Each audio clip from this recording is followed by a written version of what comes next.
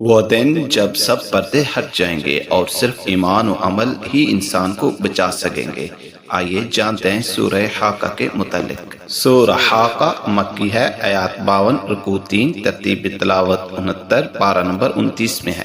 یہ نام اس کے پہلے لفظ سے لیا گیا ہے، الحاقہ تم الحاقہ، جس میں قیامت کی ہولناکی اور حقیقت کو بیان کیا گیا۔ سورہ حاقہ میں قیامت کے دن کی سچی تصویر پیش کی گئی۔ یہ سورہ بتاتی ہے کہ جن قوم نے اللہ کے پیغام کو جھٹلایا، جیسے قوم عاد اور قوم سمود، وہ تباہ کر دی گئی۔ یہ سورہ قیامت کے دن نیکوں اور گناہگاروں کے انجام کو بڑی وضاحت سے بیان کرتی ہے۔ اس میں بتایا گیا کہ قیامت آنے والی ہے اور ہر شخص کو اپنے اعمال کا جواب دینا ہوگا، اور جھٹلانے والے ہلاک ہوں گے، ایمان والے کامیاب۔ قرآن اللہ کا سچا پیغام ہے، اس میں شک کی کوئی گنجائش باقی نہیں ہے۔ یہ سورہ ایمان کو مضبوط اور آخرت کا یقین دل میں بٹھاتی ہے۔ اسے پڑھنے سے دل میں خوف خدا اور عمل صالح کی رغبت پیدا ہوتی ہے۔